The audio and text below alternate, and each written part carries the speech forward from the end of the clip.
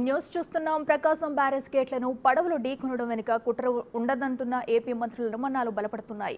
ఈ కేసు విచారణలో వెలుగు చూస్తున్న విషయాలు సంచలనంగా మారాయి. గేట్లను ఢీకొట్టిన పడవల యజమానులను పోలీసులు గుర్తించారు. ఆ పడవలు గొల్లపూడికి చెందిన ఉషాద్రి, సూరాయపాలెనకు చెందిన కోమటి రామ్మోహన్ రెడ్డివిగా పోలీసులు చెబుతున్నారు. అయితే ఇవి గతంలో మాజీ ఎంపీ నందిగం సురేష్ ఆధ్వర్యంలోనే నడుస్తున్నట్లు పోలీసులు గుర్తించారు. కానీ ఇప్పుడు అవి ఆయన ఆధ్వర్యంలోనే ఉన్నాయో లేదో మాత్రం పోలీసులు ధృవీకరించలేదు. దీంతో ఇది ప్రమాదం కాదని, దీని వెనుక కుట్ర ఉందని అనుమానాలు పెరుగుతున్నాయి. మరింత లోతుగా విచారించి నిజాలు తేలుస్తామని పోలీసులు చెబుతున్నారు.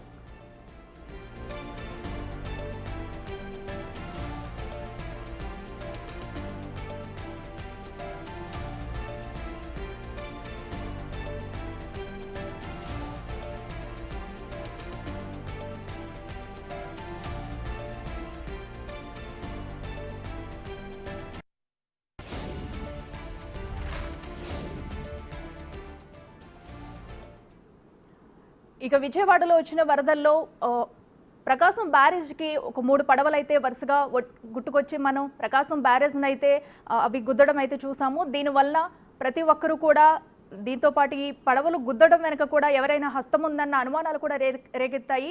ఇప్పుడు అదే విషయం మళ్ళీ తెర మీదకు వచ్చింది. ఇదే అంశానికి సంబంధించి మరింత సమాచారం మా ప్రతినిధి మల్లికార్జున అందిస్తారు. మల్లికార్జున, చెప్పండి. అఖిల, ప్రధానంగా చూసుకుంటే ఏదైతే వరద ఉధృతి నేపథ్యంలో కూడా 12 లక్షల పైగా కూడా ప్రకాశం బ్యారేజ్ కి నీరు అనేది రావడం జరిగింది.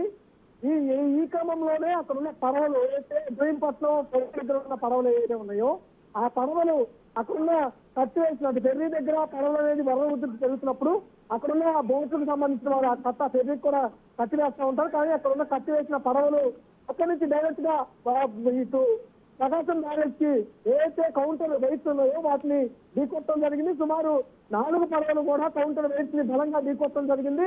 అందులో 70 గేటు, అలాగే 70 కానా దగ్గర ఉన్న కానా ఒకటి, అలాగే 69 కానా, దాంతో పాటు 68 కానా, అలాగే మొత్తం 67 కానా, 4 కానాలకు కూడా ఈ డ్యామేజ్ అనేది జరగడం జరిగింది. ఎక్కువగా డ్యామేజ్ అనేది కూడా 67 కానా, అలాగే 69 కానాలు రావడం జరిగింది. ఈ 2 కానాలు పూర్తిగా కూడా ఇప్పుడు ఈ గేట్ లో సంబంధించి కౌంటర్ వెయిట్లు కూడా మార్చిన పరిస్థితి ఉంది.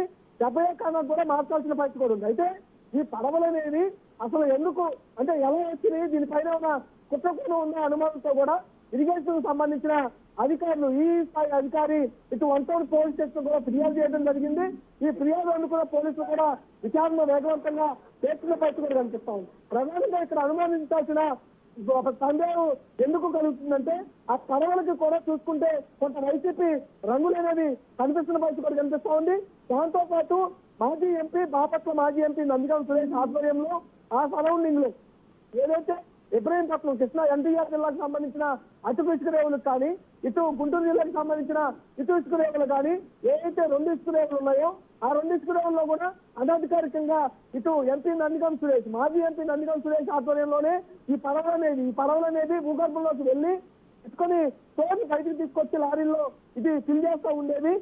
ఈ పడవలు అనేది ఆయన ఆధ్వర్యంలోనే నడిచినట్టుగా కూడా పోలీసులు గుర్తించిన పరిస్థితి కనిపించింది. అయితే 5 సంవత్సరాల పాటు అంటే 2019 జూన్ నెల నుంచి 2024 మే నెల వరకు కూడా వాళ్ళ ఆధ్వర్యంలో ఈ పడవలు నడిచినట్టు కూడా చెప్తా ఉన్నారు. అయితే అక్కడ నుంచి ఎందుకంటే లీజుకు తీసుకుంటే పడవ మాత్రం అప్పటి వరకే లీజుకు తీసుకునే అవకాశం ఉండదు కాబట్టి ల్యాండ్ అంటే 1 సంవత్సరం 2 సంవత్సరాల పాటు లీజ్ అనేది కంటిన్యూగా రన్ అవుతూ ఉంటుంది కాబట్టి ఇప్పుడు ఆ లీజుకు సంబంధించిన సమయాన్ని కూడా పోలీసులు పరిశీలిస్తా ఉన్నారు.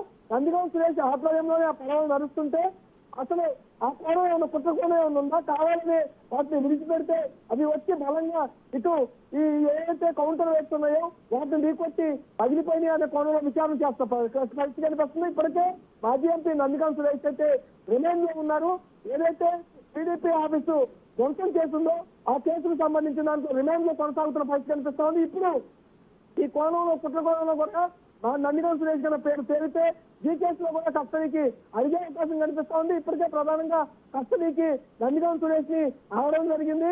ప్రధానంగా ఏదైతే ఉంది టీడీపీ ఆఫీసుకు సంబంధించి ఆ టీడీపీ ఆఫీసు ధ్వంసం కేసుకు సంబంధించి కస్టడీ అయితే అవడం జరిగింది. కుట్రకోణానికి సంబంధించి మొత్తం కూడా ప్రభుత్వం అయితే సీరియస్ గా తీసుకుంది.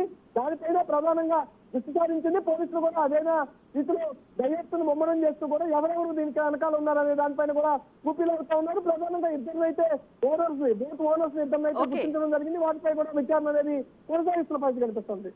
Right Mallikarjun, thank you.